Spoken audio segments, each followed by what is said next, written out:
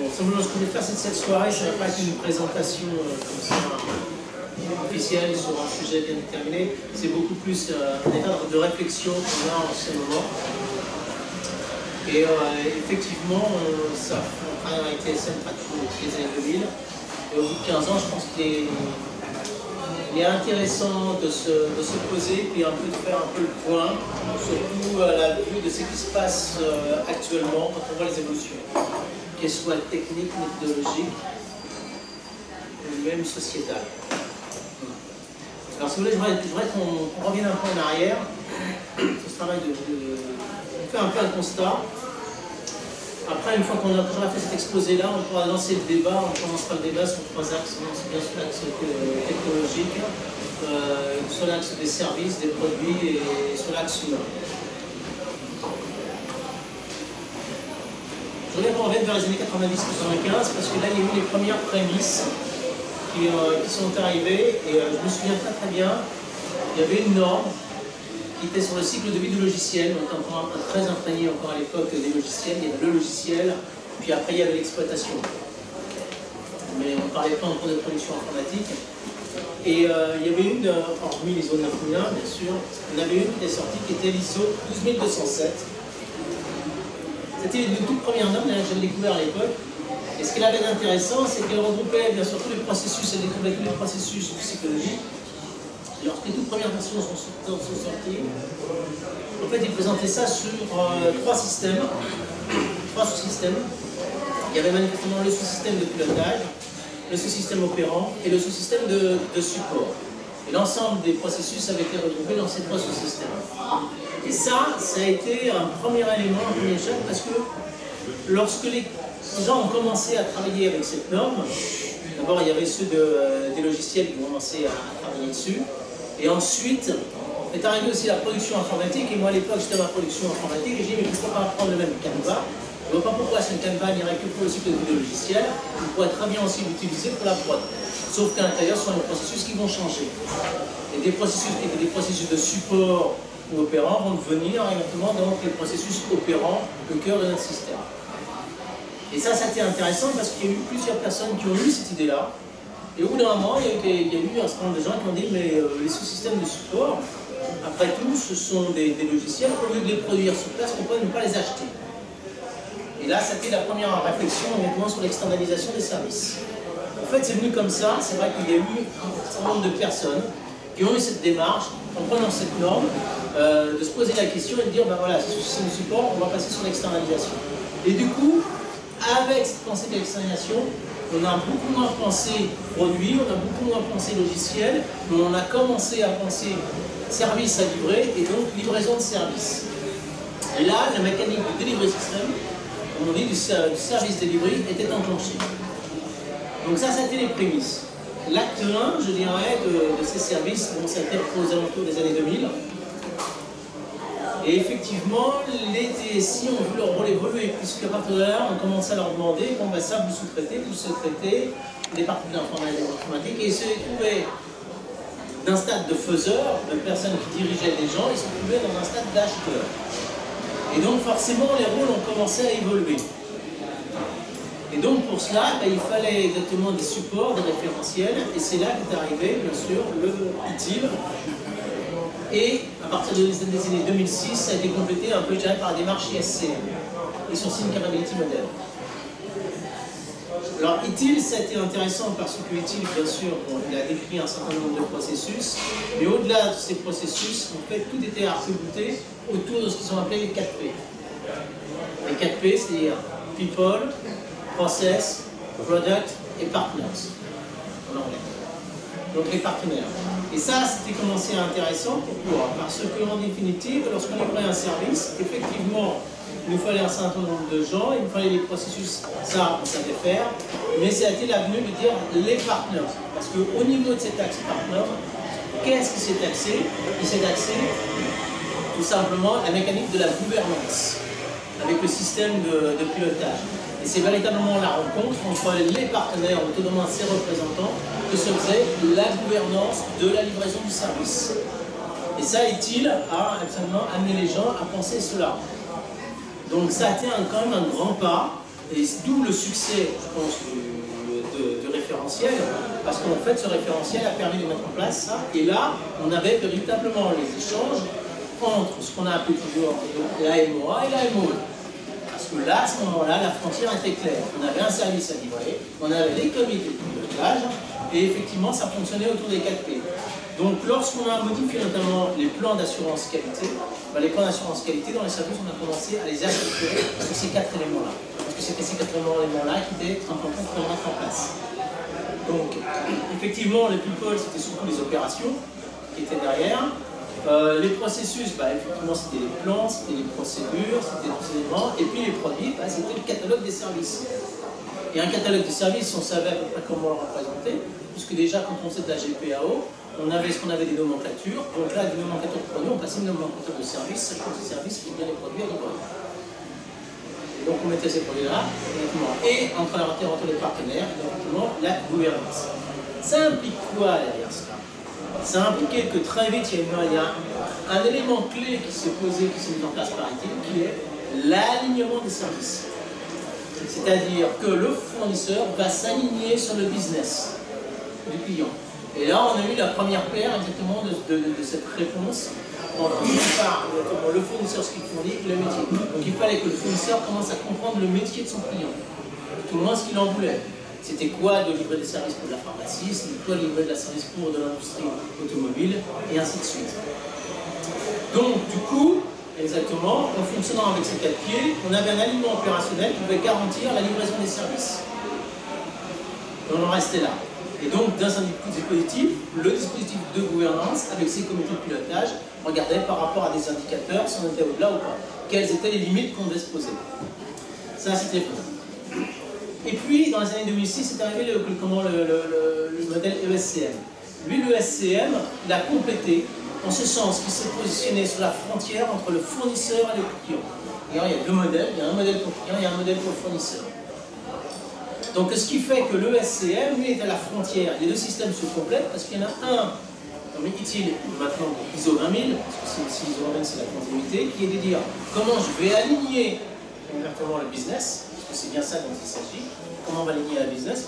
Et en fait, à chaque fois, on passe exactement sur les fourches login, qui sont les comités de pilotage, et le SCM qui lui dit comment exactement on fait évoluer le service par rapport à la frontière. Et donc lui apporter davantage de réponses, notamment en termes de réversibilité. Chose que les ISO-20K étudient beaucoup moins. Donc on avait ce modèle-là, et ce qui est intéressant, c'est que en fait, on a un fournisseur, on a un acteur. Un acteur, il a en amont, effectivement, exactement le service qu'il doit rendre à son client, et en même temps, en aval, il peut acheter du service. La seule chose, c'est que lui, il a que la maîtrise qu'au debout, et en fait, il faut que toute la mécanique se tienne par les joints que constituent les systèmes de gouvernance à la frontière des différents acteurs, des différentes entreprises. Et ça, c'était important. Et le SCM, effectivement, a apporté une certaine, un plus là-dessus.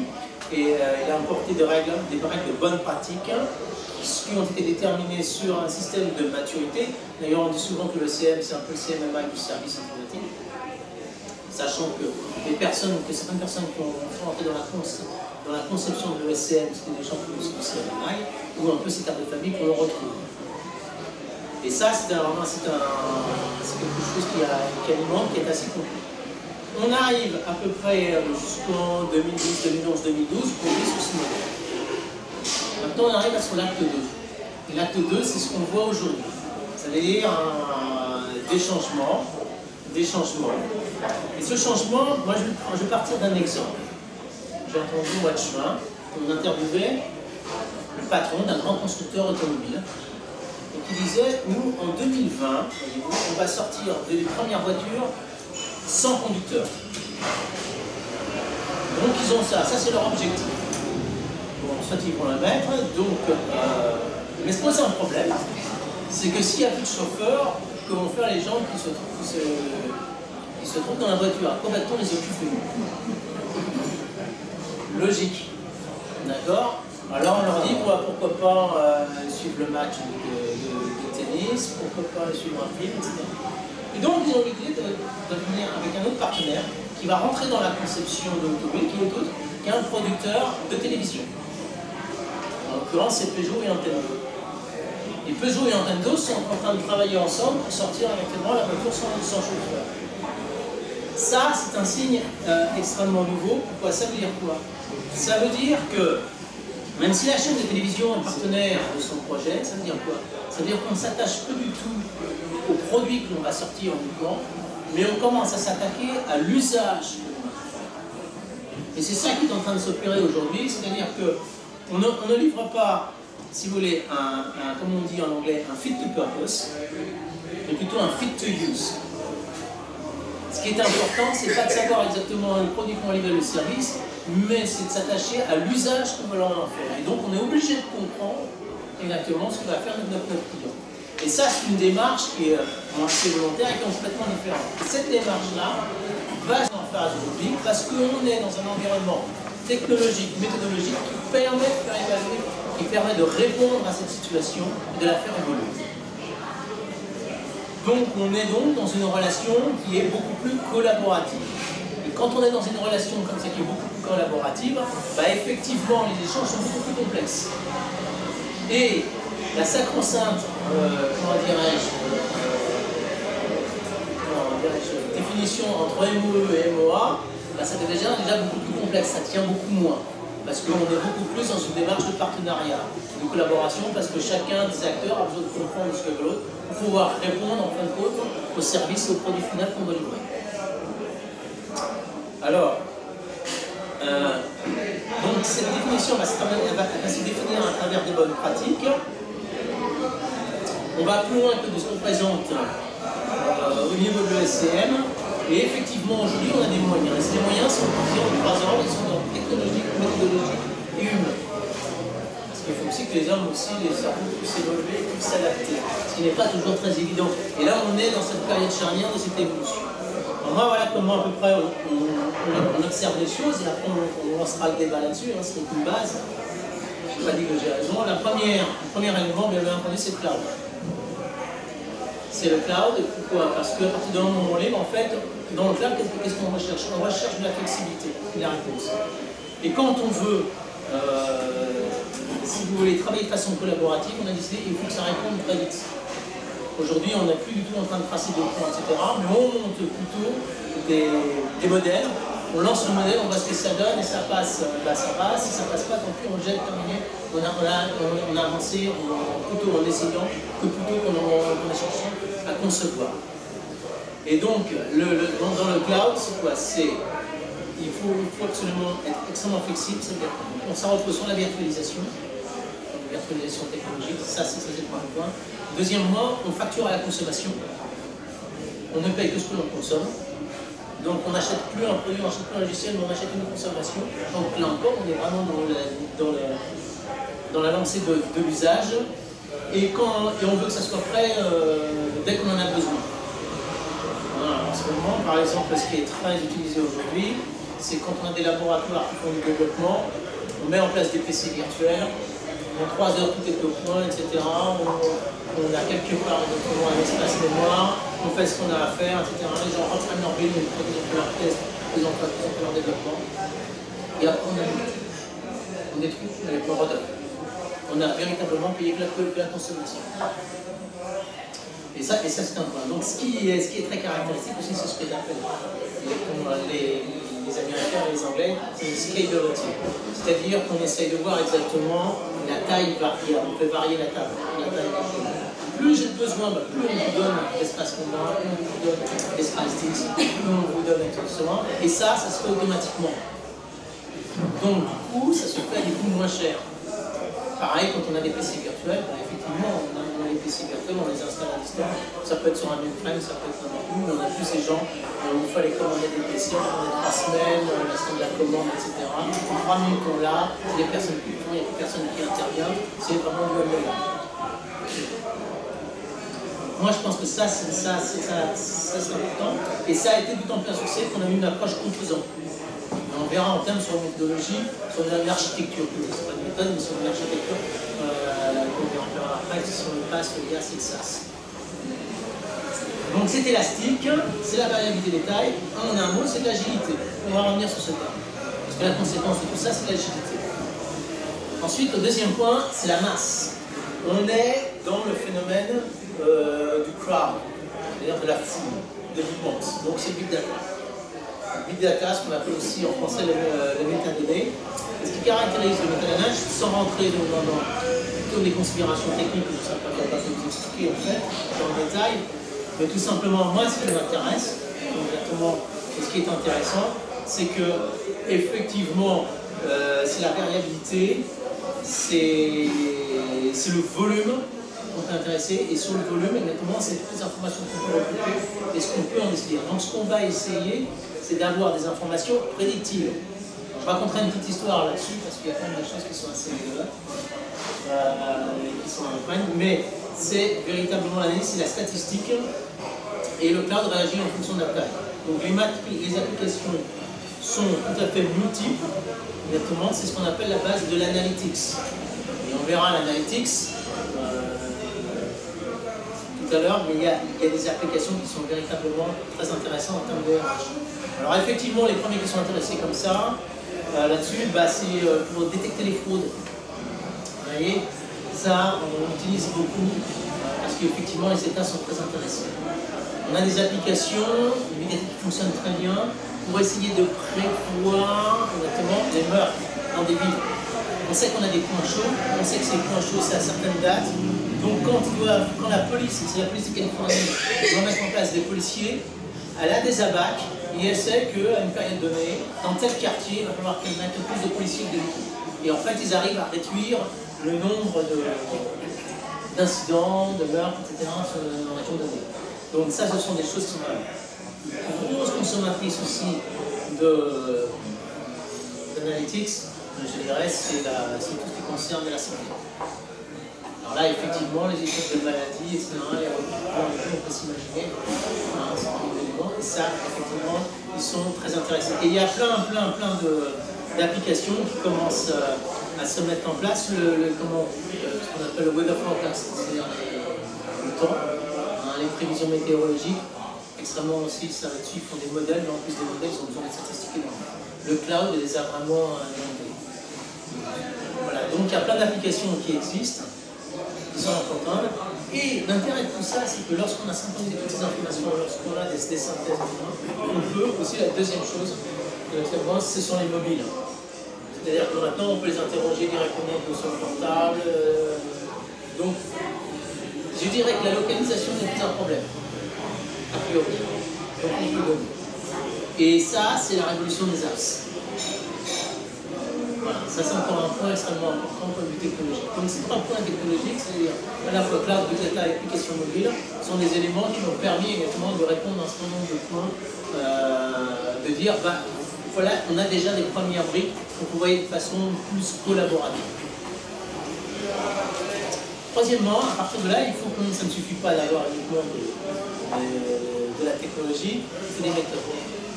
Dans les méthodes, alors, il faut des méthodes, il faut aussi de la configuration. Donc je ne rappellerai pas directement la configuration parce que la configuration c'est un peu à cheval entre la méthode et la technologie, c'est l'architecture as a service.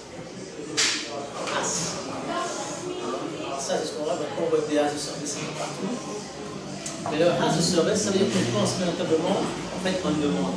Très clairement c'est ça. Vous avez besoin, on vous donne, vous allez dans 2 heures, c'est bon, vous avez pu poser vos problèmes. Moi j'ai mon site web perso, quand je vends une plateforme, le seul outil que j'ai par lequel je développe, à ce moment-là j'ai des caractéristiques, je dis voilà, oui, je fais du PHP, je fais du sur tel type de serveur, etc. Je ne veux pas un truc dédié, je fais quelque chose, je coche tout ça, voilà, monsieur, ça me fera 80 € dans l'année, parfait, très bien, je paye, etc. Et j'ai mon espace. En fait, c'est ça. Et derrière, je ne sais pas trop ce qui se passe. Et derrière, effectivement, le serveur peut être un peu interrompé, mais j'ai ce qui m'intéresse. C'est la base de cloud, c'est ça. D'abord, une infrastructure. Après, on pourra en parler dans le débat. Il y a quand même des choses qui sont à dire que je ne dirai pas tout de suite. Il y a le PaaS, il y a tout ce qui est donc les plateformes. Et les plateformes, c'est plus les développeurs. Et en fait, il y a surtout le service. C'est-à-dire qu'on envoie le logiciel directement avec les états finales. Il se branche et tout, il paye, terminé. et il a son application. Et il ne se pose pas de questions, il prend ses données, ce qui l'intéresse, c'est uniquement les données qui l'intéressent pour pouvoir bosser. Et à la limite, il n'y a pas de service informatique à gérer, etc. Il paye les points, c'est beaucoup plus simple. Ça me fait penser à cette petite blague où on voyait un petit dessin où il y avait le DSI qui voyait exactement son patron. Il disait voilà, j'ai un énorme process, et puis on voyait des appels de partout avec des enchaînements, des workflows extrêmement complexes. J'ai tout simplifié, on a une entrée, on a une sortie, et au mieux, cloud. Et en fait, chez certains, c'est un peu ça, sauf que quand même, il y a des pêches, on en débattra. Non, mais... Maintenant, le deuxième point qui est important, alors que je trouve très important et qui pense exactement, qui est en train de changer les choses, on verra ce que ça donnera par la suite, hein, exactement, mais c'est le terme d'agilité. Sur l'agilité, moi j'ai deux systèmes que j'ai retenus que je trouve très intéressants. Alors bien sûr, dans l'agilité, tout le monde parle du Scrum. Je ne suis pas du tout un spécialiste Scrum, mais le Scrum me fait paraître avec ses sprints, avec ses éléments, un peu comme une grosse mécanique. Et je sais que dans le Scrum, il y a eu quelques échecs, notamment dans son temps, où au final, les gens disent mais c'est pas du tout ce qu'on a demandé. Donc là, effectivement, ça va plus. Donc je parle par exemple, une chose qui m'a intéressé, c'est le PM Agile. PM Agile. Pas tout le monde. C'est bon? Ok. Alors le PM Agile, c'est intéressant. Bon, PM Agile, c'est distribué par la PMG. C'est pas la plus en faire, mais c'est surtout que c'est monté sur le modèle des SDM.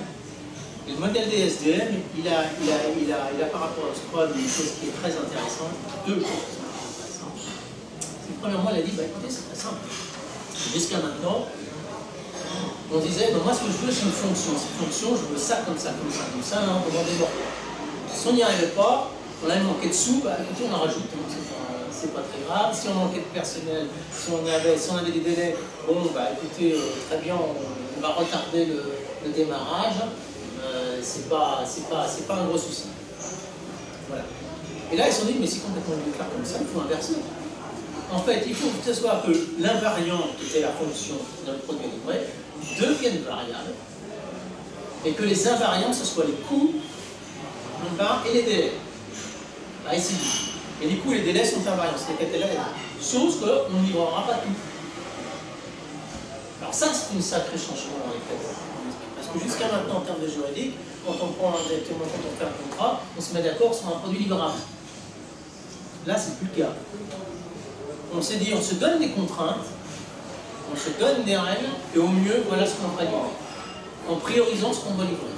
Et puis ce qui n'en soit pas et ce qui n'a pas pu être livré parce que les délais et les coûts ont été bouffés, bah, tant pis, ça ne sera pas livré. À ce moment-là, on remettra dans une deuxième vague. Donc ça, c'est un changement. Alors, effectivement, c'est un changement important parce que chez certains juristes, c'est extrêmement complexe à comprendre parce qu'au niveau juridique, évidemment, on a un produit livrable. Là, ce n'est pas le cas. Et j'ai eu le cas d'une personne, qui m'a parlé avec du Scrum, qui avait mis tout un système de déploiement en projet agile. Ça marchait très bien, il faisait ce que ça se faisait. Une autre personne a changé, il s'est retrouvé avec les avocats, et alors là, terrible pour qu'ils sont partis en procès. Ça n'a pas du tout tilté, bon, je ne sais pas ce qui s'est fait, comment c'était, mais effectivement, ce n'est pas forcément simple à comprendre. Le deuxième point dans le modèle des SDM, parce que c'est sur ça qu'il est choisi, c'est, comment dirais-je, le besoin métier. Le besoin métier est absolument mis en avant. C'est-à-dire que si on ne veut pas se tromper sur la cible, il faut faire venir les gens des métiers. Ils ont plusieurs rôles, et la partie importante qui est faite, c'est dans le rôle des métiers. Alors il y a bien sûr le business analyst, qui a carrément un point central, celui qui fait la jonction entre l'équipe dirigeante et l'équipe qui fait. C'est pas le chef de projet. Le chef de projet, exactement, il est au-dessus, dans les équipes dirigeantes. Mais celui qui fait la passation, c'est véritablement le business analyst. Et ça, c'est vraiment nouveau. Donc on est de plus en plus vers le besoin métier. Puis alors il y a d'autres rôles, comme le business ambassador, comme le business advisor, le business sponsor, le business visionary. Donc tout est axé sur le métier. Derrière tous ces rôles, etc., est-ce qu'il y a ce soir, il faut voir dans la réalité comment ça se passe. Mais ce qui est intéressant, c'est qu'il met le métier. Pourquoi? Parce que un, c'est lui qui paye, deuxièmement, c'est lui qui se connaît exactement ce qu'on veut.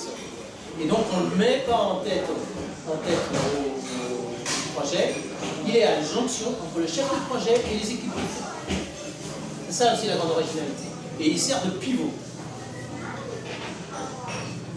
Et ça on verra exactement tout à l'heure exactement ce rôle. Mais là maintenant vous me dites, bon là on est resté sur la gestion des changements, c'est pas, on fait de l'agilité dans la gestion des changements. Mais quand vous faites de l'agilité dans la gestion des changements, ça ne marche pas toujours.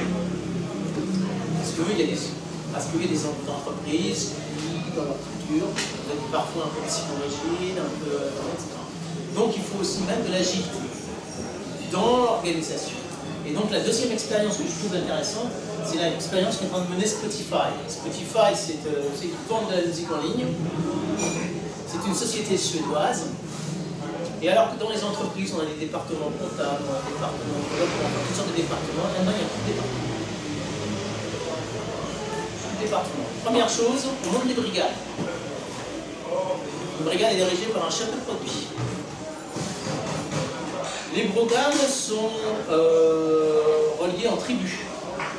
Une tribu, hein, c'est une tribu. Alors effectivement, une tribu, ça correspond par rapport à un métier, par rapport à autre chose. Il y a des tribus financières, il y a des tribus de recherche, mais tout le monde travaille en mode projet, sachant que le modèle de base c'est le Scrum. Voilà. Alors ça, il y a le foyer. Et en transverse, en fait, ils ont mis ce qui s'appelle des chapitres. Et donc, dans une brigade, chaque brigade est dirigée par un product owner, qui est celui qui fait face au client, en quelque sorte. Et lui, il doit répondre à la question quoi. Je vous livre quoi. C'est bien ce que je vous livre. Et en transverse, au niveau du chapitre, on a une tête de chapitre, un responsable de chapitre, qui lui, un représentant, qui lui est chargé de dire, qui lui est spécialisé de dire comment. Donc on a plusieurs tribus, chaque tribu regroupe un certain nombre de brigades et regroupe un certain nombre de chapitres en transverse. Les chapitres étant les qui vont voir exactement sur un sujet donné l'ensemble des brigades. Et puis quand on veut avoir de la matière, dessus qu'est-ce qu'on met? On met des guides.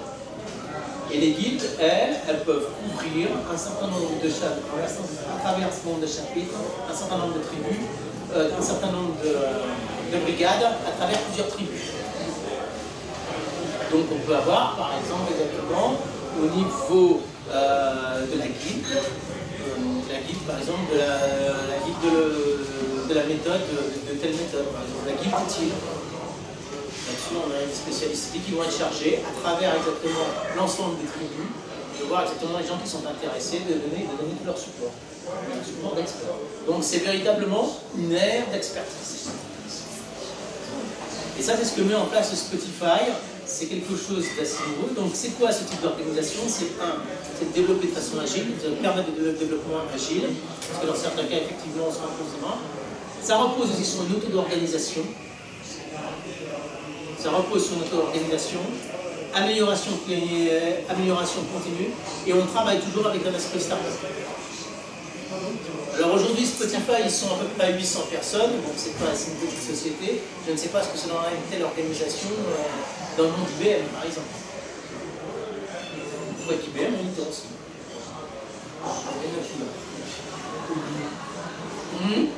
Je ne parle pas. Après, ça c'est autre chose. Mais les cibles, les SAM sont exactement, je dirais, dans la même dynamique. Après, il y en a qui fonctionnent et qui ne fonctionnent pas. Il y a d'autres. On a eu un département, c'était tout ce qui était développement web, les sites web. Là, il fonctionnait comme ça, l'équipe. Et c'est tout. Le reste pour les services. Bon. Ensuite, dernier autre point aussi concernant les méthodes, c'est très intéressant, c'est le crowdsourcing. Alors là, je dis toujours exactement le crowd, donc l'appel à la foule.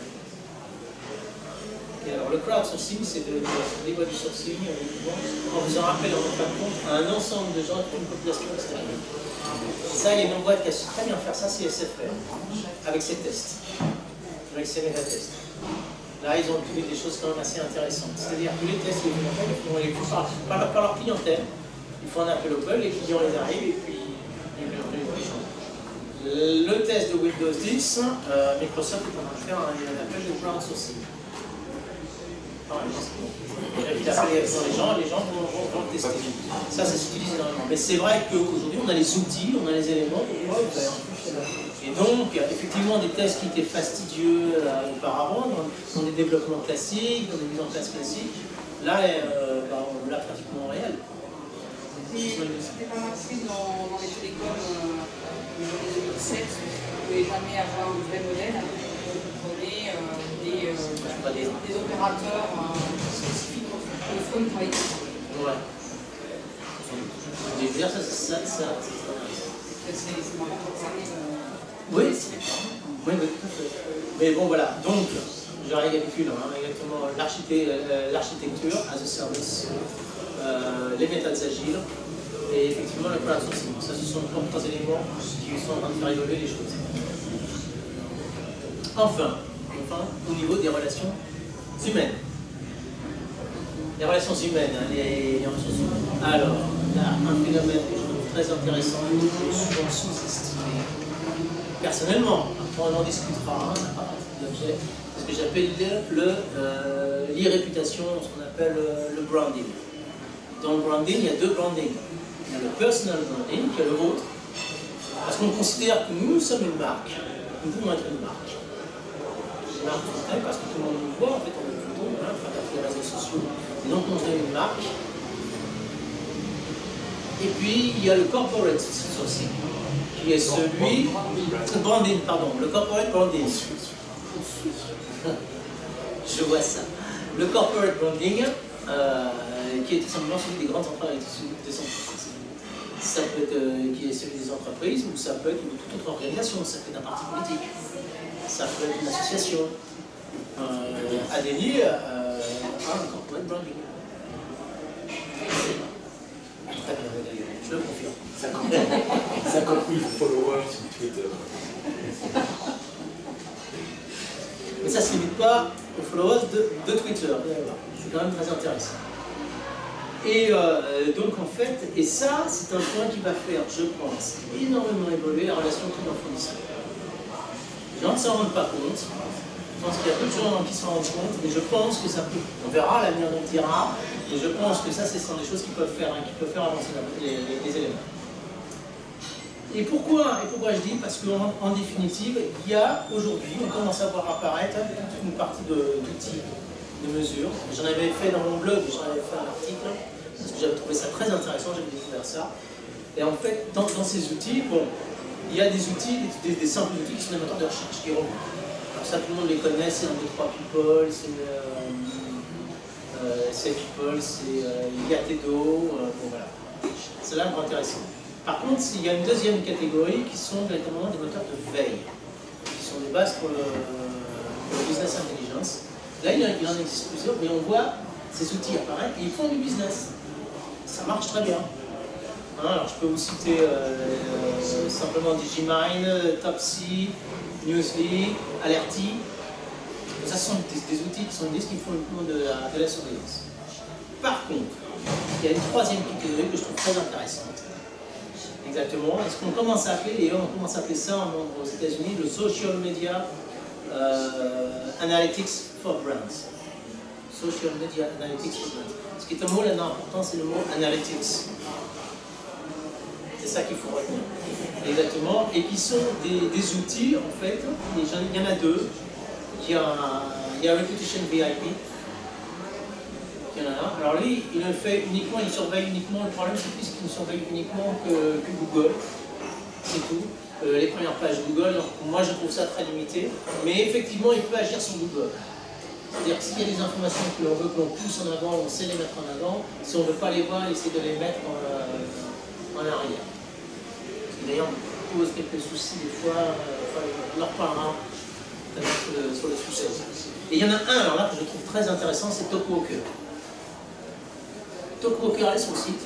Vous allez voir, on va avoir des choses là-dessus qui sont vraiment bien, parce qu'eux, ils suivent carrément toutes les données sur toutes les plateformes. Ça peut être Google, alors je sais pas, comme info, on doit avoir des sacrés moyens, mais c'est YouTube, c'est Google, ce sont les blogs, ce sont les forums, ce sont les sites d'actualité en ligne, c'est Instagram, ils suivent tout ça et ils arrivent exactement à donner une information. Et ce qui est sur l'intérêt, c'est qu'ils vont analyser, mais surtout, ils réagissent en ligne. Ils peuvent réagir en ligne quand ils estiment nécessaire de pouvoir réagir en ligne. Donc ils amènent le client et ils réagissent en ligne pour essayer vraiment d'aller piquer le client, essayer de le convaincre sur un produit qui n'a pas été, ou alors quand c'est une personne, quand c'est simplement un branding d'une personne, c'est parce qu'il n'y a pas avec cet individu, pourquoi essayer de le faire changer d'avis. Alors après on peut penser ce que l'on veut de cette façon de faire, mais ça effectivement là, on a une nouvelle façon d'intervenir. Directement, un nouveau type de relation client-fournisseur, c'est ce que je disais, ça peut être intéressant. Et en fait, pour ce faire, l'entreprise a des bons conseillers, des partenaires, au niveau du conseil, parce qu'il faut aussi des spécialistes, hein, suivant le client intérêt, donc la pharmacie, ça peut être différents secteurs informatiques, ça peut être personnel, l'image des marques d'un PDG, etc. C'est qu'ils vont chercher les gens pour essayer de conseiller. Voilà. Donc, ce qui est intéressant dans ce genre de choses, c'est on voit que dans le branding, dans ce qui se met en place, dans la chose, c'est qu'il y a un double mouvement. Il y a un mouvement défensif et un mouvement offensif. Le mouvement défensif, ça veut dire qu'on considère qu'on doit se protéger. Ouais, on doit se protéger, c'est-à-dire qu'on dit des choses mauvaises sur nous, sur notre produit, je ne voudrais pas que ça puisse se voir. Alors des fois, c'est peut-être pas un produit qui ne marche pas, c'est un produit qui ne marche pas, mais des fois, effectivement, pour certaines personnes, ça peut être une mauvaise intention. Donc effectivement, on voit cet aspect, et c'est d'autant plus important que commence à apparaître ce qu'appellent les Américains aujourd'hui, c'est-à-dire la Digital Rebellion, c'est-à-dire la rébellion numérique. Parce qu'on commence à se faire envahir par ce genre de choses, et on voit exactement des organismes, des organisations qui commencent à prendre un peu contre-pouvoir. Il faut dire, on dit aussi qu'on est aussi dans l'ère après Snowden, qu'effectivement ça a un impact. Et ça, c'est quand même assez intéressant de constater ce genre de choses. Donc, il faut se défendre, il faut être loin, il faut faire face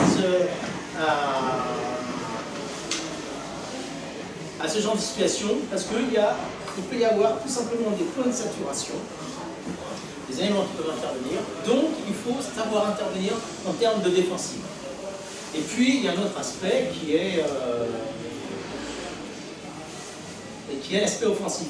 L'aspect défensif, je dirais que c'est aussi un peu l'effet contre-boîte, c'est l'empreinte numérique, c'est la législation qui n'est pas toujours respectée. Parce qu'au-delà des frontières, effectivement, on l'a vu aussi pour le paiement de la TVA, on l'a vu pour plein de choses. Donc effectivement, on a cette rébellion. Et puis derrière, il y a l'extrait offensif. Et on pourrait penser que, concernant sur l'aspect offensif, qu'on chercherait de la vente en ligne, on va faire ce que appellent les Américains, je ne sais pas comment, du social selling. Hein, c'est-à-dire vendre exactement, directement auprès des réseaux sociaux, en supportant un produit, etc. Et en fait, cet aspect-là, non, Todd Walker a fait une étude chez lui, il m'a dit, moi j'en ai que 10%. En fait, ce pourquoi on nous utilise, c'est surtout pour faire des études de marketing. 40%, c'est vraiment du chiffrage de marketing. C'est déterminer les chiffres, déterminer exactement les structures, etc. pour voir exactement comment il y a des campagnes de marketing. Aujourd'hui, c'est ça principalement. Après, il y a d'autres éléments qui entraînent. Il y a le social web, il y a les mesures aussi, les traitements statistiques, les mesures. Ça, c'est 10%. Et vraiment, l'utilisation, c'est le marketing. Donc là-dessus, on en est un point. Donc, ça, c'est. On aurait pu penser qu'on aurait pu pouvoir promouvoir et vendre à travers les réseaux. En fait, c'est pas du tout l'axe qui est utilisé aujourd'hui. D'accord, de Cyclostats, ce qui vont ça, c'est trouver des informations, faire du marketing, et effectivement, c'est l'analytics. Et c'est ça qui prend le bon temps. Donc, ce qu'on dit exactement, ce que dit un grand gourou, enfin tout au moins un grand spécialiste exactement de ce genre de situation, il dit ce qui est important, c'est de penser ce que doit être une image numérique en termes de retour de richesse. Et ça, on le sous-estime. L'image numérique est extrêmement importante et elle doit être directement intégrée dans la relation client-fournisseur. C'est comment ça s'opère. Car il y a des phénomènes de rébellion, car on veut savoir exactement sur les marchés, et effectivement, on touche directement à travers les réseaux sociaux, à travers les événements, une clientèle. Donc c'est une nouvelle forme de contact qui n'est pas négligeable. Et ce qu'il faut bien comprendre aussi, c'est que le branding ne se fait pas l'associer, il y a un effet des multiplicateurs. Donc qui est non négligeable. On traverse. Deuxième point aussi, autre point, si on avait fait déjà une conférence là-dessus, ce sont les réseaux sociaux d'entreprise. Le RSE. Le RSE, c'est. Alors, là, c'est carrément la divulgation d'un mode participatif. C'est-à-dire qu'on a des outils sur lesquels on peut travailler, et on voit ça qu'il y a 300 outils. Il y a des outils purement de communication. On communique un peu avec tout le monde, dans le monde entier, dans l'entreprise. Mais on sait que par exemple, on a un chercheur, il y a une personne qui fait le même métier que nous, et on se pose exactement des questions, on y répond. Et ça, c'est vraiment l'outil de communication. Tiens, moi j'ai ce problème-là, qui sait sur la planète a eu le même type de problème. Et puis s'il y a quelqu'un qui répond, dit oui, moi j'ai eu ce problème-là, bah voilà comment je l'ai résolu. Ça c'était important. Ça c'était des choses qu'on ne pouvait pas faire avant, effectivement, quand ces outils-là n'existaient pas. Donc ça permet à l'intérieur de l'entreprise à réagir beaucoup plus vite. Ensuite, on communique mieux, on communique donc de façon transversale, on identifie aussi beaucoup mieux les experts. On fédère pour augmenter le sentiment d'appartenance, effectivement, et surtout on manage avec une gouvernance qui est beaucoup plus réactive. En fait, on ne s'attend pas d'avoir sur des patrons à passer exactement par les étages, en fait, on fait du direct. Et on interpelle directement. Et en fait, sur des problèmes résolus, et bon, des problèmes à résoudre, ça permet de répondre extrêmement différemment. Donc on a en fait différents types de plateformes. On a les plateformes d'idées, on a les plateformes de gestion de problèmes, et on a les plateformes de discussion. Alors les générateurs d'idées, ça marche aussi très bien. Je ne sais pas ce qu'ils ont sorti chez nous, mais on l'a eu, on en a eu. Ok. Voilà. Donc on arrive à sortir des éléments marketing aussi, c'est ça. Voilà. Et enfin, je terminerai très succinctement sur les métiers. Parce qu'effectivement, il y a des métiers qui vont mieux. Alors, on a parlé souvent du big data, etc. Et beaucoup de gens ont parlé du data scientist, qui serait le nouveau métier. En fait, il semble que ça fasse flop. Ça va faire flop. Parce que le data scientist, tout le monde l'est un petit peu. Donc, on fait intervenir les data scientists lorsqu'on a des choses extrêmement pointues à faire. Et là, il nous faut quelqu'un de spécialisé. Le deuxième point, c'est que le data scientist, il trouve. Mais il ne sait pas dire si c'est pertinent ou pas pour la compagnie qui l'emploie. Qui va lui indiquer sa pertinence? Qui va indiquer moi? C'est le business analyst. Et je pense, et c'est pour ça qu'aujourd'hui, si vous regardez bien toutes les offres, il y a une montée en flèche exactement des business analysts. Regardez, bon, je ferai après un article, je présenterai ça sous forme avec les schémas, etc., les SDM et tout. Et regardez comment on positionne aujourd'hui les business analysts. À mon avis, c'est que mon opinion personnelle, et je pense que c'est ça qui va monter en fondamental. Et regardez comment, dans ce modèle PSDM, comment on positionne le business analyst. On pourrait penser qu'il soit à l'extérieur, de façon classique, devant le chef de projet. Donc c'est le chef de projet qui est au-dessus de lui, et lui il a charnier entre les équipes de développement, les équipes qui raisonnent. Ça c'est vraiment nouveau. Ça c'est vraiment nouveau. Et ça c'est quelque chose qui sera vrai. Alors après, bien sûr, il y aura beaucoup d'autres métiers, on commence à transformer les contract managers. On voit les nouveaux métiers qui commencent à arriver, c'est peut-être un peu trop tôt. Voilà, mais je pense que ça, Je crois que là, on est en train d'assister à la réunion de business analyst. Pour moi, enfin, en tous les cas, j'y crois assez fort. J'y crois assez fort. Quand on voit exactement ce qui se passe aujourd'hui, quand on voit les offres, quand on voit les modèles des SDN, quand on voit, etc., ben, on se dit, ah ouais, ouais. Et puis c'est logique. Pourquoi? Parce que le business analyst, c'est garant du besoin. Il faut toujours être orienté du besoin, il ne faut jamais oublier le besoin.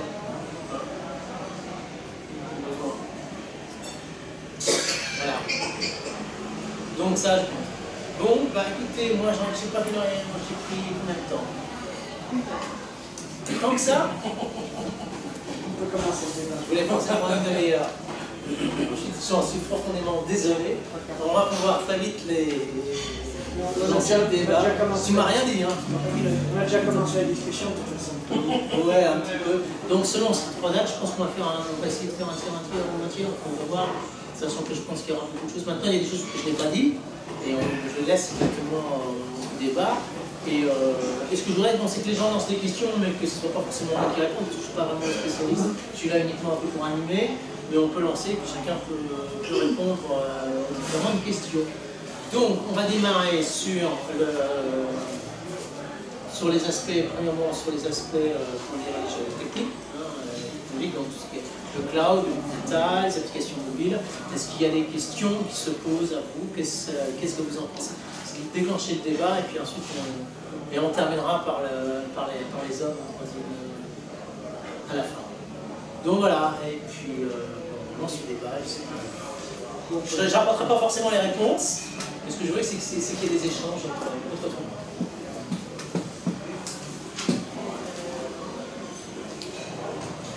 Le principe du débat, c'est qu'on peut commencer par où on veut. Parce que moi, ce qui me passionne le plus, c'est l'aspect du développement humain. On peut commencer en vert. Et notamment ce que tu as appelé la montée en flèche de la demande en business analyst. Je pense que tu peux rentrer dans les offres d'emploi.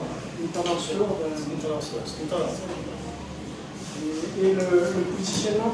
Tu as parlé d'un positionnement nouveau du business analyst entre le chef de projet et les équipes. Sur un modèle DSDR. D'accord, sur un modèle. Alors, je sais, c'est commercialisé par un PMG sous le nom de PM Agile, mais c'est vrai que par rapport au Scrum, il n'y a pas cette absorption des métiers, cette absorption des besoins, comme le fait des SDM. Et deuxièmement, des SDM, ce qui est intéressant, je vous dis, c'est qu'on se dit les délais et les coûts, ça ne bouge pas. C'est uniquement ce qu'on doit livrer qui doit bouger. Ce qui pose beaucoup de problèmes, c'est qu'au niveau juridique, on n'est pas habitué à ça. Mais c'était déjà timeboxing, donc postboxing, on en parle depuis 10 ans, au point. Donc c'est pas oui, mais on parle pas. C'est pas. Parlons aux avocats. Ah oui, mais non, ils ne veulent pas m'entendre parler, ça c'est clair. Non, pas les mystères. C'est du business pour les experts judiciaires, hein, donc c'est très bien. Non, je crois qu'avant, les projets en budget box ou en timeboxing, en fin de compte, c'était pas répondu parce que ça nécessitait de monter un contrat chez des services qui était particulier. Et c'était pas fréquent. Alors que maintenant, ça devient fréquent. Oui, mais on en parle quand même depuis plus de 10 ans, cette affaire. Oui, tout à fait. Ah, oui. Voilà, Moi, ça émerge, ça maintenant. Voilà. Parce que je pense que les têtes n'étaient pas prêtes non plus. Avant, je faisais des projets au forfait ou des projets en régie. Maintenant, j'en fais avec une clause de budget box. Moi, je voudrais.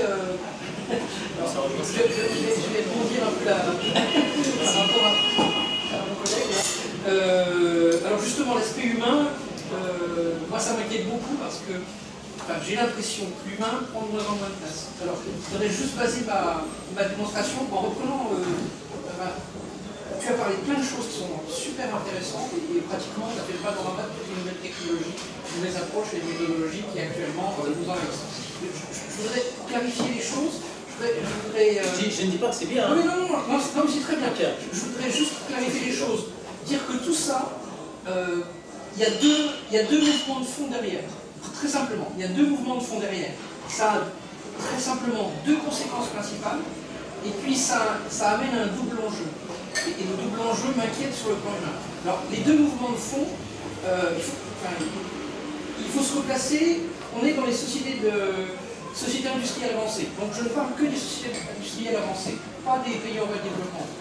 Il se trouve que dans les pays industriels avancés, on est passé fin des années 90 à maintenant à une économie centrée surtout sur la production de produits industriels, à une économie centrée sur la production de services. En fait, on laisse aux pays sous-développés la production de produits industriels, on se désindustrialise bien moins bon, à part quelques exceptions comme l'Italie. Mais on se concentre sur les services. C'est l'Angleterre avec les centres financiers, c'est tous les services qu'on a aux États-Unis, dans les pays asiatiques avancés, etc. Le deuxième mouvement de fond qui est phénoménal, c'est l'avancée technologique. On n'a jamais autant avancé sur le plan technologique en termes de nanotechnologie, en termes de puissance de traitement, en termes de miniaturisation du stockage, etc. Et donc cette évolution technologique phénoménale qu'on vit depuis 10-15 ans, le décryptage du génome humain est un bon exemple, les découvertes en nanotechnologie en sont un autre exemple, ce qu'on découvre actuellement sur le plan de la microbiologie, etc. Donc ces deux courants, c'est deux courants de fond qui sous-tendent tout ce que tu as dit. Et ça a pour moi, ça a deux conséquences importantes. Un, de plus en plus, et sur le 21e siècle, on va vivre, ça vous le savez tous, on vit dans le monde numérique. Il suffit de regarder, en 2001, on a commencé les projets de numérisation de l'ensemble du savoir humain avec Google, etc. Là, actuellement, on est dans une phase de numérisation de tout le savoir humain qui est absolument fabuleux. On a Watson chez vous, mais Google avance aussi. Bref, on numérise tout. On numérise les photos, on numérise tout. Et ça, c'est comment dire, ça a un impact absolument phénoménal sur notre monde. Il faut savoir que, pratiquement, alors je ne me battrai pas sur des gens qui disent 2 ans, 3 ans ou 4 ans, sur les 2, 3 ou 4 dernières années, 50% des données qui sont manipulées dans le monde n'existaient pas. Parce que la musique, les messages téléphoniques, les photographies satellites, les photos que s'échangent tous les gens, les films que s'échangent tous les gens, l'ensemble, par exemple en ce moment il y a des projets massifs pour mettre des milliers de capteurs sur la forêt amazonienne, etc. On capture des millions et des millions de données chaque seconde, à droite et à gauche sur l'ensemble de la planète. Donc on multiplie les données numériques à un régime absolument incroyable. Et d'autre part, on est dans un monde où on automatise de plus en plus. C'est-à-dire qu'on a un phénomène en termes de conséquences. L'afflux des données, les progrès technologiques, on robotise. C'est-à-dire qu'on est arrivé dans le monde du robot. Aujourd'hui, vous ne le voyez pas, mais ils vont nous envahir partout. La Google Car automatique, ça fait longtemps qu'elle existe. Et là, maintenant, ils sont en train de la finir. Et tu parles de la voiture Peugeot, mais les voitures sans conducteur, enfin, l'ensemble des trucs automatiques, les robots vont être partout. On est vraiment au début de l'ère des robots. Là, sur les décennies qui viennent, on va être totalement robotisé. Et donc, les deux conséquences que ça a, c'est exactement tout ce qu'on recense derrière le big data. Le double challenge, c'est les gros volumes de données. C'est-à-dire qu'on est de plus en plus confronté à un très très gros volume de données à traiter. Et de plus en plus, le problème, c'est que comme il y a un gros volume de données, l'être humain n'est pas capable de le traiter. De moins en moins, il est capable de le traiter. Ça devient de plus en plus dur. Et donc, c'est uniquement ce qu'on appelle l'analytics. En fait, c'est des fonctions mathématiques et statistiques avancées qui seules peuvent décrypter très rapidement des milliards d'informations à la seconde. Et ça, on en est en train de le faire. C'est-à-dire qu'en 2001, une grosse base de données pour une société, c'est 100 téraoctets.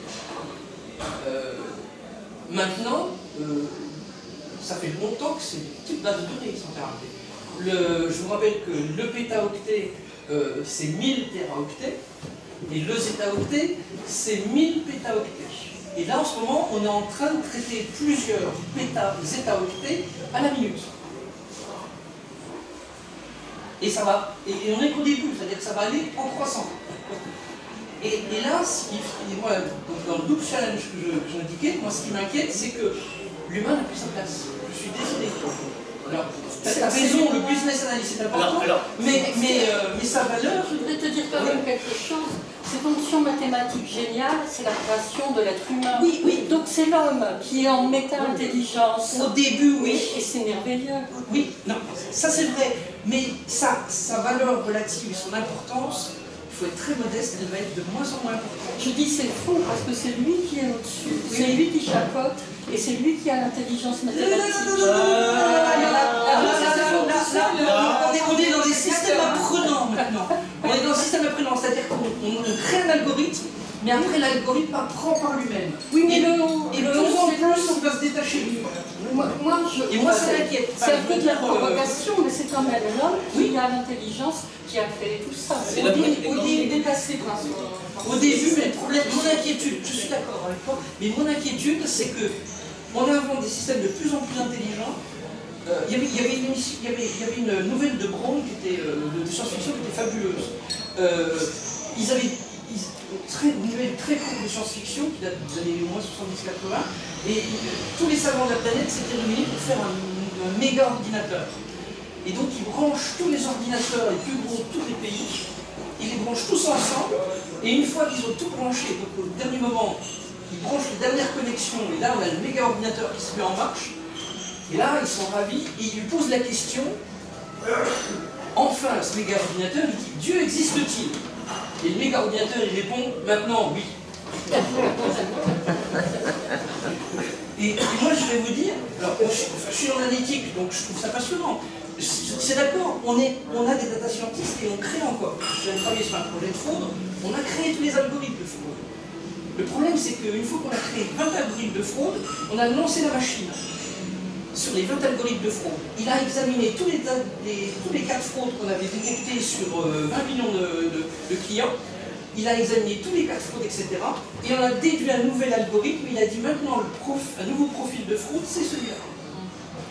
Et je suis désolé, mais là, c'est pas le data scientist qui était...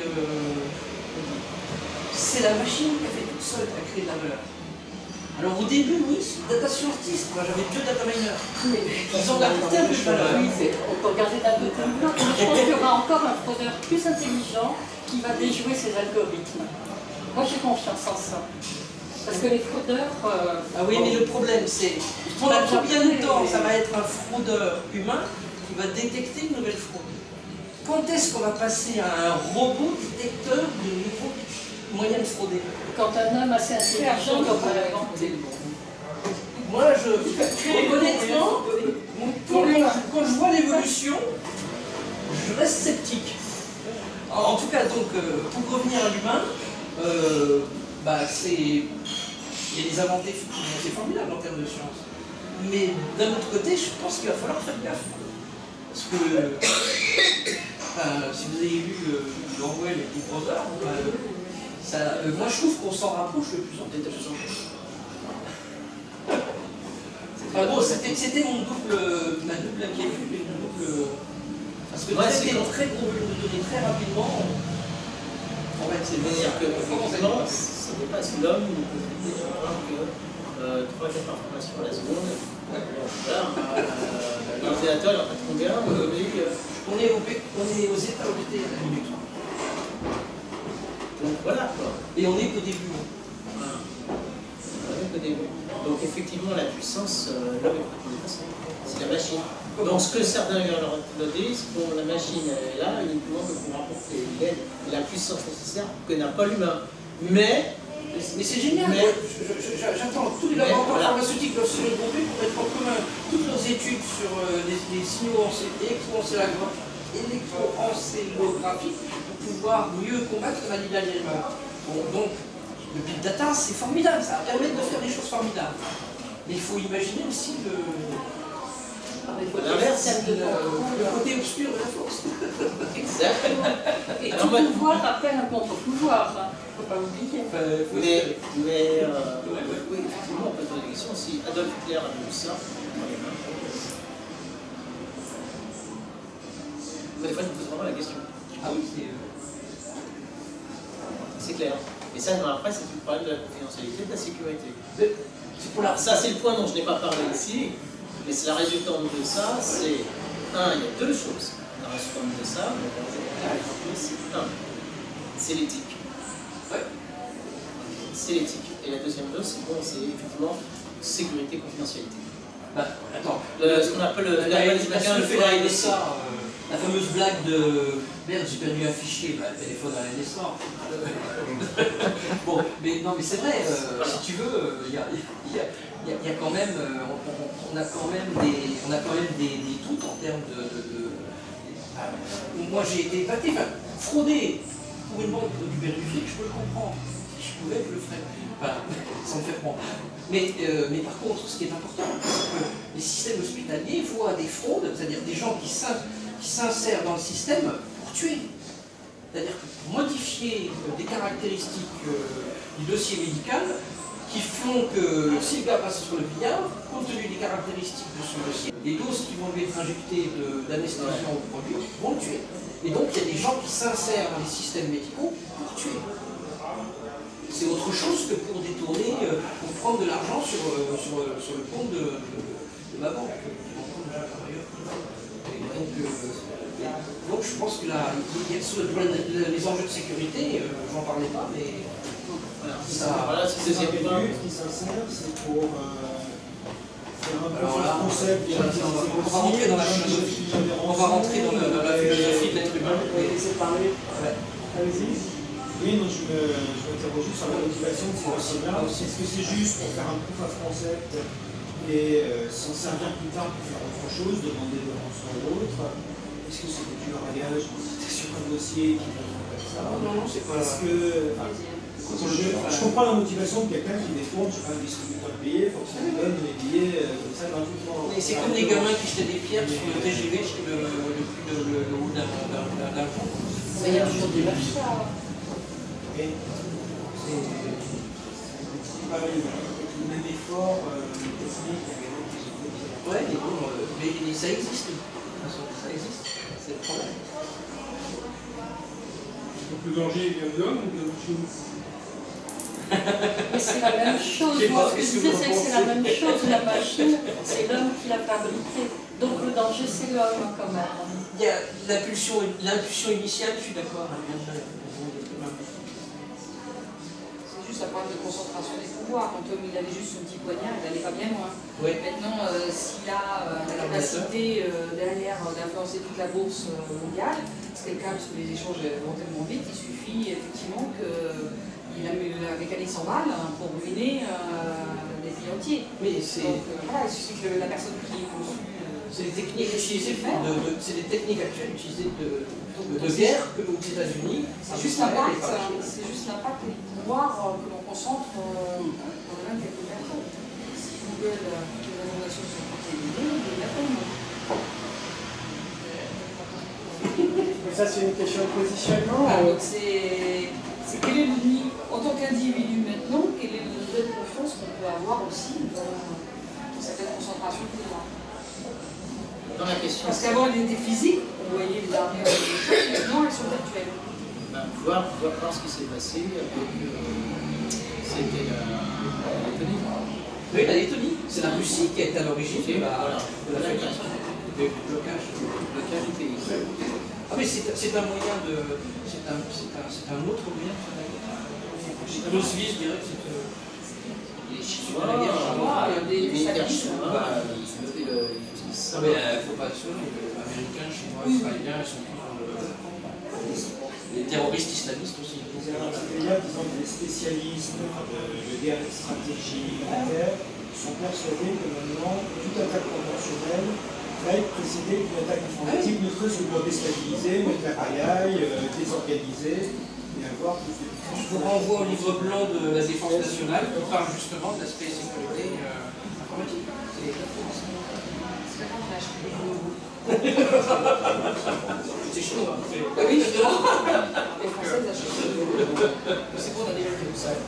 Non mais pour rejoindre ton propos sur le agile, etc., étant donné qu'il faut, il y a de gros volumes de données et qu'il faut analyser, avoir des capacités analytiques très fortes, en fait maintenant, pour gagner, il faut aller plus vite que son voisin. Avant on disait c'est les gros qui mangent les petits, maintenant c'est les rapides qui mangent les petits. Et l'enjeu maintenant il est aussi sur la rapidité. C'est-à-dire comment moi, Danone, Carrefour, etc., je peux aller plus vite que mon voisin pour mieux traiter les informations. Comment on est dans une industrie de service, orientée sur le service. Avant, pour produire des trucs, concurrencer un producteur d'automobile, c'est très long, parce qu'il y a un savoir-faire, une infrastructure, il y a des usines, des robots, c'est lourd. Une entreprise de service, ça se met en place en quelques jours. Ça se crée, ça se monte en termes informatiques en quelques jours. Alors est-ce qu'il faut casser les grandes structures comme il est là? Il y a quelqu'un qui... On serait placé nous pour le dire. On parle de rapidité. Là. Oui. Et moi, la question, justement, sur le volet humain, c'est le problème de l'agilité. C'est ça qui me paraît assez intéressant. J'ai travaillé dans une équipe agile avec Thales. Je me suis aperçu que finalement, Thales interprétait Scrum à sa manière. Voilà. Donc je voudrais savoir justement est-ce que vraiment, et en France, on arrive à se mettre aux méthodes agiles, vraiment ou pas, hormis Spotify ou... Il faudrait savoir si on va, je sais pas non plus nécessairement ici qui ont fait un projet agile. Si vous regardez le système hospitalier à Grenoble, le CHU de Grenoble, c'est une équipe depuis 15 ans qui travaille en agile et qui est en train de faire un open source pour gérer tous les hôpitaux. Et ça marche. Et d'ailleurs, sur le marché, les logiciels, les grands logiciels sont en train de tomber parce qu'ils sont en train de faire ces développements. Ça fait 15 ans qu'ils ont fait. Ils le mettent en open source pour tous les CHU qui veulent bien l'adopter et qui mettent du Webpower derrière. Et donc, qui permettent de continuer à travailler. Est-ce qu'ils le font en sous-traitance? Il y a une équipe au CHU, c'est-à-dire la DSI du CHU de Grenoble gagne même de l'argent. Et quand d'autres CHU veulent utiliser le logiciel, plutôt que de leur donner des fils, ils leur demandent de mettre des gens dans les équipes pour développer les fonctionnalités. Non, ma question c'est est-ce qu'il y a de la sous-traitance ou pas pour rejoindre le problème juridique? Donc il n'y a pas de contrat. Moi je peux dire un petit mot sur le domaine de l'agilité. Dans un domaine où on intervient sur l'agilité. Alors, par où je commence? L'agilité, elle existe depuis des années dans l'industrie. Si on met dans l'agilité, du Lean, du Scrum, il faut déjà se mettre d'accord sur qu'est-ce qu'on met derrière l'agilité. Donc le monde industriel, il sait ce que c'est, il travaille avec depuis 20 ans. On n'a rien à leur apprendre là-dessus. Vient maintenant le sujet des entreprises qui fournissent du service. Bon. Je parle un peu dans ce sens-là. Alors, nous, on fait l'agilité depuis une dizaine d'années. Donc aujourd'hui, on voit des entreprises qui ont fait des expériences malheureuses avec des échecs, du Lean, de l'agilité. Pourquoi? Parce que pendant quelques années, il y a eu des gens qui sont présentés sur le marché et qui ont dit, vous inquiétez pas, on va arriver avec la gouvernance, on va modifier votre organisation, on va mettre des consultants qui vont bien au niveau opérationnel là où il faut, et vous allez voir, dans un an, vous allez gagner. Mais la faute à personne dans ces affaires-là, parce que le service, il a fallu. Les entreprises ont dû apprendre aussi à travailler avec. Très souvent, on a été confrontés, quand on présentait un peu de l'agilité au public, on aurait trouvé des grosses entreprises françaises de services, on nous disait, oui mais chez nous ça ne va pas marcher, c'est prévu pour le secteur industriel. Donc déjà, il a fallu gravir une marche. C'est différent. Voilà. Le monde des services est différent, on est d'accord. Voilà, montrer et apporter des preuves que l'agilité pouvait marcher. Alors, plus précisément, aujourd'hui, qu'est-ce qu'on voit? On voit dans le secteur bancaire, moi depuis 2 ans, j'ai vu des grandes banques. Alors les banques aujourd'hui, ça c'est ma vision des choses, on a l'expérience et le vécu. Moi je vois des banques qui aujourd'hui s'ouvrent à des référentiels et bonnes pratiques. Donc un peu en retard, j'ose dire, je ne sais pas s'il y a des banquiers, chez nous, mais ça ne fait rien, je le dis quand même, c'est ma vision des choses. Donc un petit peu de retard par rapport peut-être à ces bonnes pratiques. Et aujourd'hui, beaucoup d'expérimentation. Moi j'ai vu dans des banques, là, encore cette année, ce sont des gens qui disent voilà, on a des problèmes universels de projet, qui n'aboutissent pas, qui résultent pas assez, qui nous coûtent plus cher que prévu, qui n'ont pas la qualité attendue, bref, on le connaît tous, c'est un problème. Donc ce sont des gens aujourd'hui qui mettent en place des POC, des expérimentations. Voilà, ça aujourd'hui ça se fait.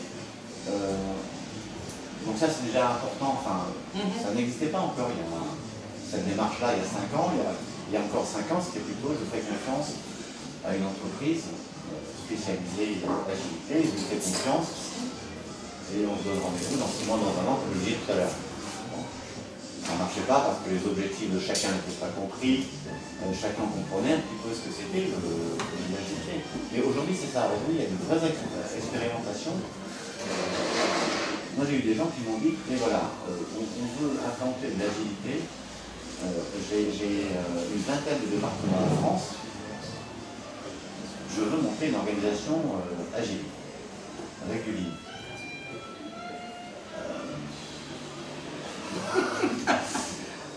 Dis attention, la direction de l'entreprise avait pris cette décision, il voulait aller dans cette démarche-là. Mais très souvent, nous, ce qu'on dit, c'est que l'agilité, le lean, c'est 80% de culture et 20% d'outils. Voilà. Alors que très souvent, dans la pratique, c'est pris, un peu à l'inverse. Quels sont les outils?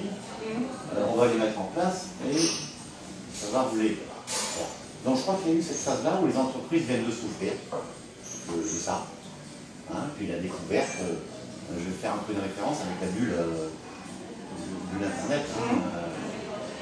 Pareil, tout semblait facile, beaucoup de procès à la clé en 12 ans. Voilà, tout le monde a mûri.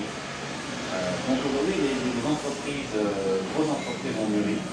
Elles ont vu qu'avec l'agilité, il y avait des échecs possibles. Mais est-ce que ça ne vient pas du fait qu'on essayait d'appliquer des méthodes Scrum et Agile sur des projets qui n'étaient pas favorables? Je veux dire que dans les banques, il y a des très grosses systèmes d'information qui sont avec des technologies dépassées et lourdes, et ça ne s'applique pas. Je veux dire que pour un projet sur des technologies mobiles, etc.,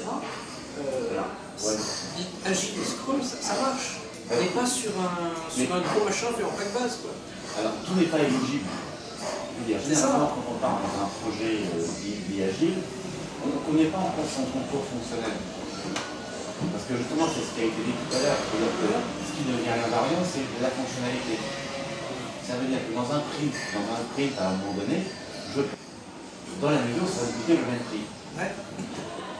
Voilà. Donc tous les projets ne sont pas éligibles. Généralement, je m'engage dans cette démarche-là, parce que je sais à peu près où je veux aller, mais je n'ai pas encore tout bien écrit. Je vais travailler comme ça, petit pas par petit pas. Donc voilà, je crois qu'il y a une conscience un petit peu collective. Tout le monde a appris, il y a eu des échecs, voilà. Mais tous les projets ne sont pas éligibles. Le 100% agile, c'est pas non plus le miracle. Il y a des solutions hybrides. On en a parlé, je crois, tout à l'heure. Solutions hybrides, c'est-à-dire que je vais mixer les deux, l'agilité. Non, puis il y a peut-être des cultures DSI qui ne sont pas favorables à ça. C'est culturel aussi, donc l'homme dedans est important, la culture est là aussi. C'est une vraie démarche. Normalement, l'agilité, quand on rentre dans une démarche agile, moi c'est ce que j'aime à dire, c'est qu'il y a un début, mais il n'y a pas de fin. Ça continue peut-être un petit peu. Ça, contractuellement, c'est mortel. Bon. Mais je veux dire qu'il y a une logique. Parce que l'agilité, ça veut dire amélioration continue, c'est rendre un cycle. Ce sont des postures au niveau comportemental, avec du travail collaboratif, de la confiance, de la transparence, genre beaucoup de. Et à un niveau d'autonomie des équipes. Et ça va. Je suis pas sûr que ça soit. Et ce qui est très difficile, ça a été abordé un peu tout à l'heure au niveau des contrats. Faire du forfait avec l'agilité, on se tire un peu de balle dans le pied. On peut le faire. Ça doit pas être évident. Mais pour répondre un peu à la question, c'est oui, aujourd'hui, il y a des entreprises qui lancent des programmes agiles, enfin, ça je vois aujourd'hui sur le marché, mais elles ont conscience que ça peut rater. Ce qui n'était pas admissible il y a encore quelques années. Tu vois. Donc, voilà, il y a cette vision-là. Ça a été un grand pas. Enfin, moi, je perçois comme ça. Après, justement, la deuxième question que j'ai sur le volet humain, justement, avec les nouvelles d'agir, c'est que ce qu'on aperçoit, c'est que justement, il y a une énorme ouverture à demander. Enfin, pour travailler en agile, il faut énormément d'ouverture. Et du management pour les personnes. Voilà, et à ce niveau-là, au niveau culturel, c'est pas simple, parce que justement, quand on parle des DSI, des banques, tout ça, c'est souvent. Bon, après, on peut ramener ça à une échelle. Toute entreprise, qu'elle soit dans le domaine bancaire, automobile, elle a une granularité. Mon agilité, elle va descendre au niveau de ma direction de projet. Voilà, ça peut descendre à un niveau plus bas. Donc les équipes sont réduites, mais il faut que quand même je mette la pyramide, que ça vienne d'en haut. Oui. Pour que ça marche, il faut que ça vienne d'en haut.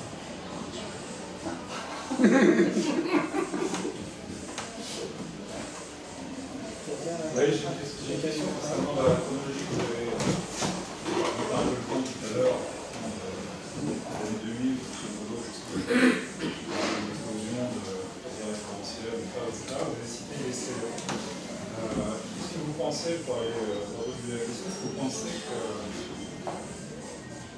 En fait, il y a au moins deux questions. La première, c'est est-ce que vous pensez que le référentiel ISR peut avoir le même succès qu'utile?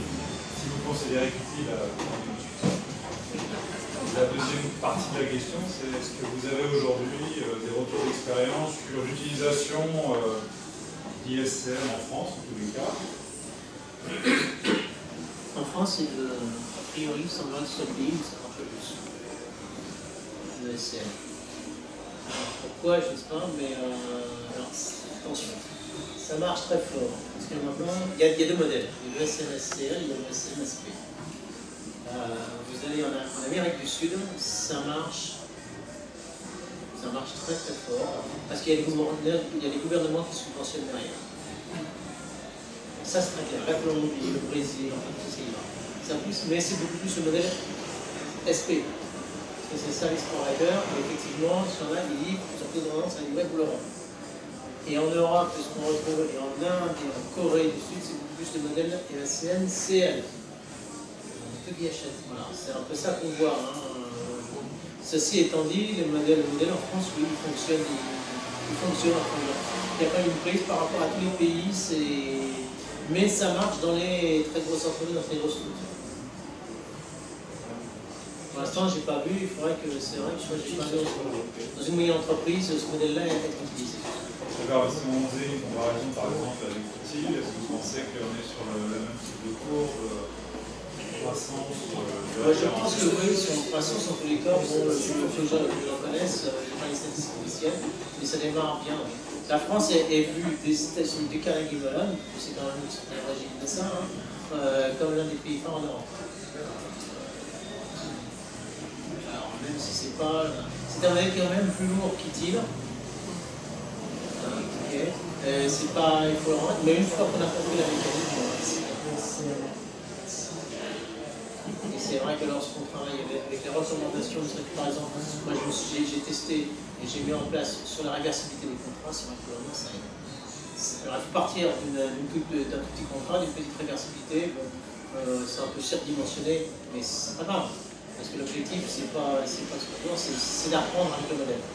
Donc c'est bien d'apprendre soit un cas concret et petit. Mais ça peut paraître surdimensionné, il y a plein de choses qu'on a, ils ne font pas du tout, mais effectivement, on voit cette problématique du transfert. En tous les cas, moi, j'ai recréé, j'ai pris tous les modèles, toutes les pratiques qui étaient nécessaires pour la réversibilité, et j'ai commencé à comprendre entre le transfert qu'il y avait entre le fournisseur et le client et le fournisseur central client en fait. Parce qu'effectivement, il faut que ce soit bien séparé. C'est ce que la relation. Et là, ça marche bien, mais bon, il faut être en précision, il faut s'y mettre. Et on ne met peut-être pas non plus les gens qu'il faut pour manager ça. On ne met peut-être pas forcément les gens qu'il faut pour manager. Là, il faut aussi relativiser. Comme c'est vu comme un conseil d'achat, mais les acheteurs juridiques, parce que c'est pas eux qui ont à faire en opération. Voilà, il y a ça aussi. Mais pour aujourd'hui, pour la ça fonctionne, là où les contacts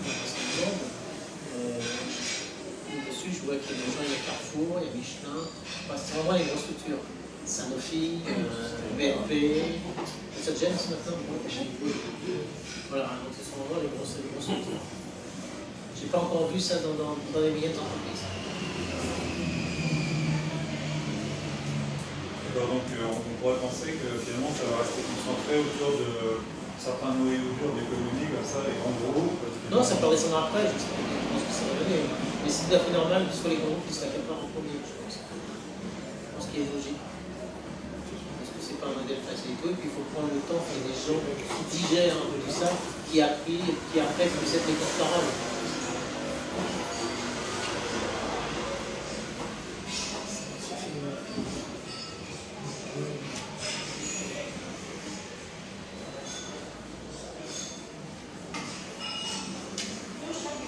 Une problématique liée à cette accélération des technos qui est sur la capacité humaine à être alignée en termes de compétences.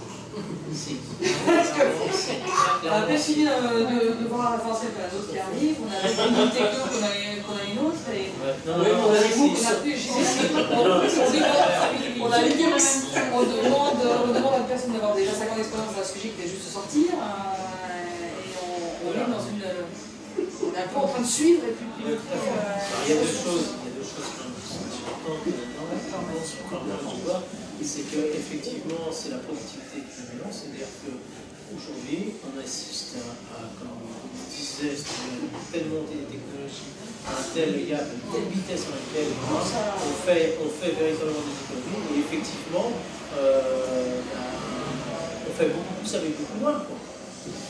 Et on n'a pas le temps, et on n'a pas le temps de retrouver. Le problème aujourd'hui, je pense que le chômage, il y a une des raisons, c'est ça en fait. Ça va tellement vite qu'il y a tellement de gens qui sont là qu'on n'a pas le temps de leur retrouver quelque chose d'autre. Moi, la fameuse loi d'Alfred Sauvy, ça ne fonctionne plus quoi. Aujourd'hui. Ça ne fonctionne plus. Et donc c'est quelque chose qu'il faut. Et en plus, c'est couplé à quoi? Avec le fait que, malgré tout, l'économie, elle n'a plus trop été sur le marché, mais c'est l'actionnariat sur l'actionnariat. Et ce n'est pas l'actionnariat qui, aujourd'hui, va faire une dynamique de marché. Soyons clairs. On n'est pas en train de voir au niveau du la même obsolescence programmée. Ce qui explique, et je continue, ce qui explique aussi le fait que lorsqu'on est vraiment centré sur l'actionnariat, de cette façon, c'est que lorsqu'on veut optimiser et faire véritablement on le fait sur la réduction des coûts, sur la réduction de marché, et non pas sur la création de marché, de valeur du marché. Et c'est ça qui est dramatique. Quoi qu'on en dise. D'où l'explication de la déflation. Parce que la déflation, elle nourrit de ça. Oui, enfin, je sais pas moi, mais il y a aussi peut-être l'automatisation a engendré moins de besoins humains. On a remplacé les hommes par des machines et les capitalistes ont continué à faire des profits Oui. sans répartir les gains qu'ils avaient obtenus avec l'automatisation sur l'ensemble. Oui, mais c'est pas propre à un régime. Mais la Chine automatise à outrance, a introduit plein de robots. Voilà. Que je sache. Ils sont communistes. C'est pas le premier régime capitaliste. Non, annoncé. Non, c'est dynamique. Là, on est dans toutes les économies qui ont décidé d'automatiser. Sauf que l'actionnariat, c'est l'État. En Chine. Sauf que l'actionnariat, c'est l'État. C'est-à-dire que même s'il y a des gens privés qui sont agissent, qui montent, etc., il y a l'État qui est derrière et qui dirige tout. Mais cette vague d'automatisation, on l'avait jamais vue comme ça. Je veux dire que les derniers documentaires que j'ai vus sur les robots dans l'agriculture, ça fait froid dans le dos. C'est-à-dire que pratiquement ramener les vaches dans l'étable, leur donner du fourrage, les traire, se fait entièrement par des robots. Enfin, je veux dire qu'on en est au début, mais ça peut être entièrement automatisé demain. Et est-ce que la mousse peut être automatisée aussi? Oui, ça existe déjà. Maintenant, il y a plusieurs.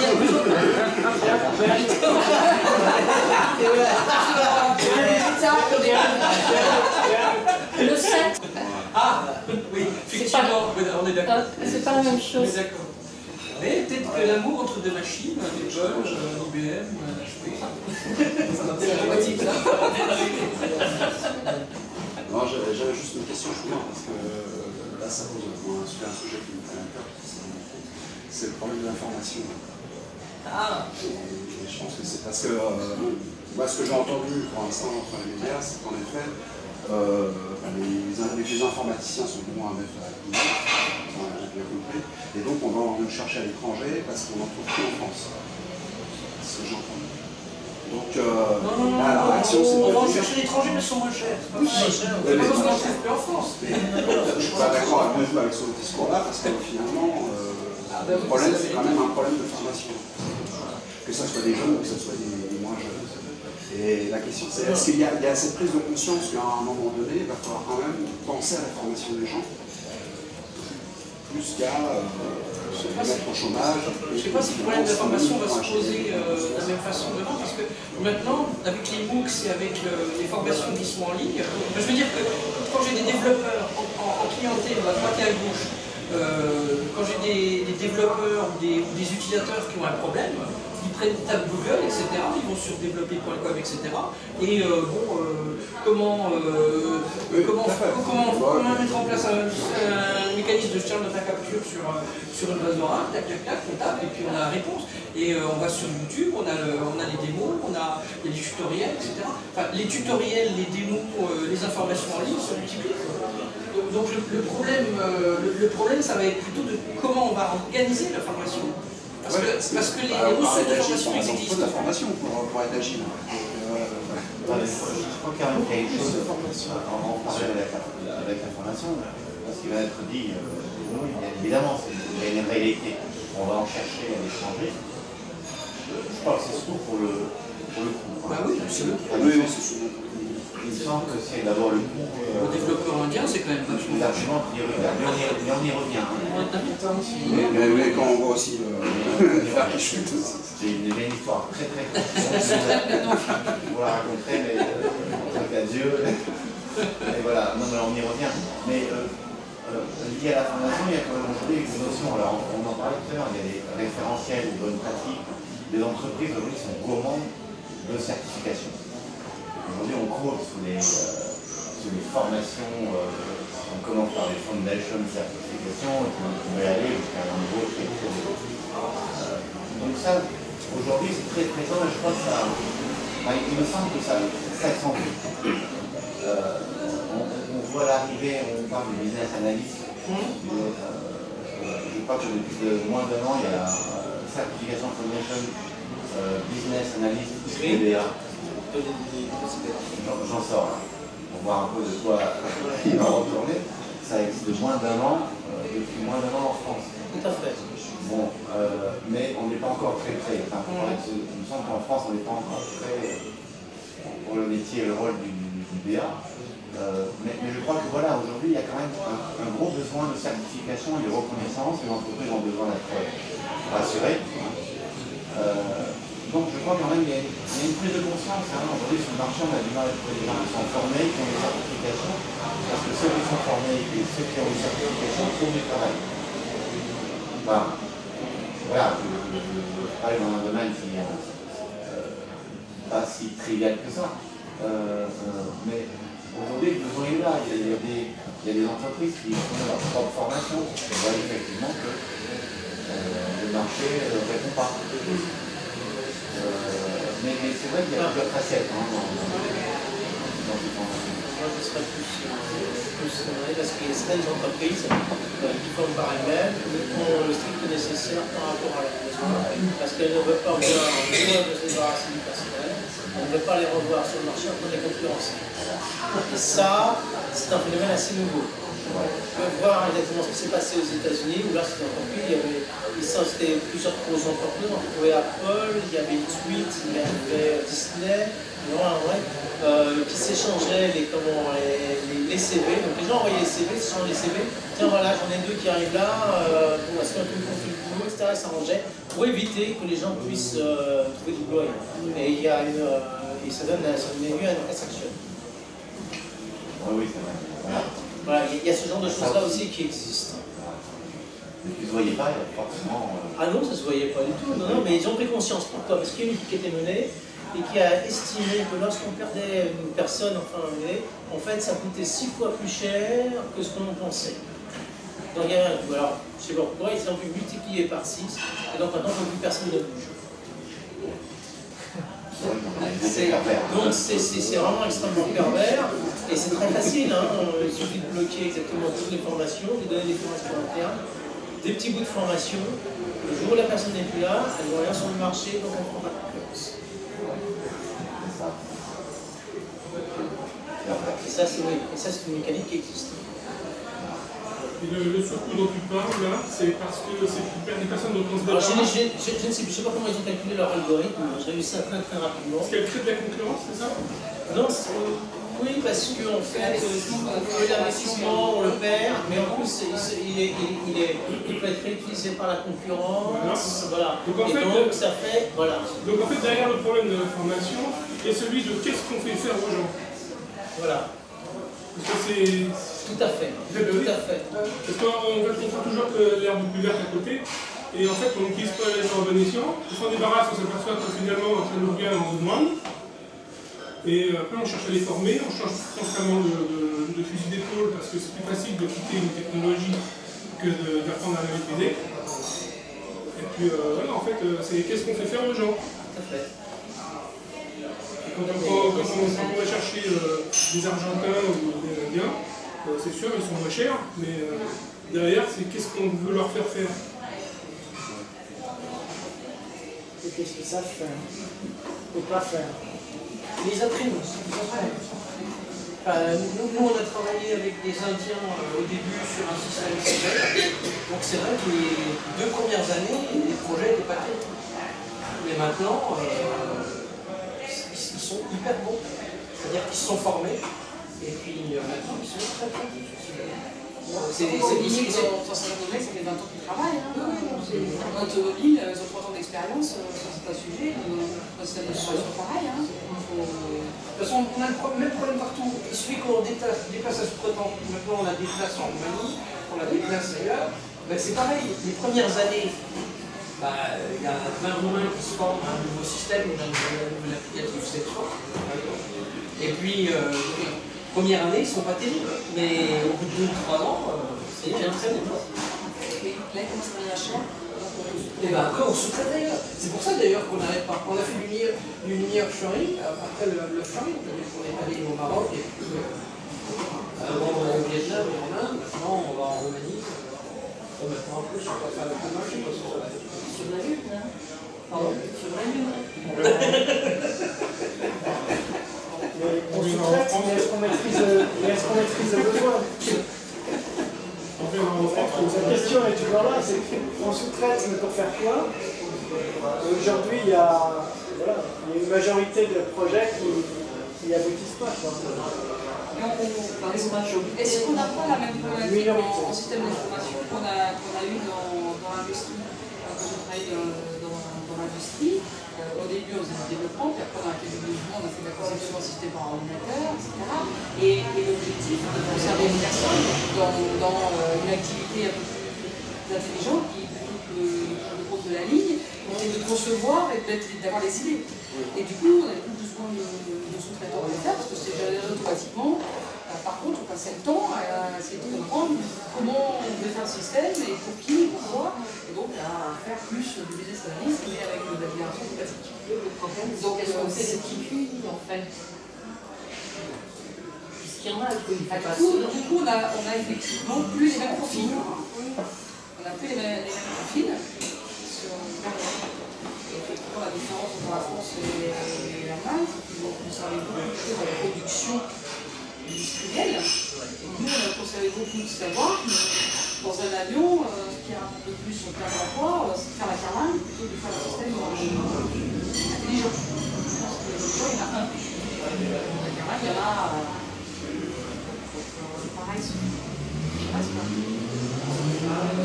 On a une personne pour créer un environnement extrême qui avait fini, alors qu'avant on avait ces personnes qui avaient productif. L'emploi non qualifié. C'est-à-dire que tu rends une des on n'a pas les exemples.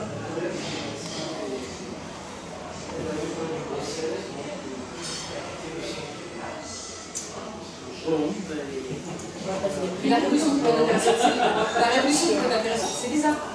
Parce que là, c'est un développeur qui fait son app et il la pousse. Oui. Et du coup, on revient à l'unité entrepreneur individuel qui peut très bien vivre rapidement tout seul. Parce qu'il a une bonne idée. Un gars tout seul qui monte son application. Ou là, il y a des nouveaux trucs qui sont des petites choses qui ne font pas grand-chose et qui coûtent pas très cher. Et sur une échelle, d'ailleurs, on le voit dans les incubateurs des écoles d'ingénieurs. Deux élèves ingénieurs arrivent à créer une société en peu de temps. C'est là qu'il y a c'est là qu'il y a la business. La différence entre le travail libre et l'emploi. Nous, la génération, on a du mal à revenir dans la question de qu'est-ce qu'on peut faire aux gens en fait, qui font du travail libre. C'est la même chose qu'un emploi. Bon. Il est 21h. Je vous remercie.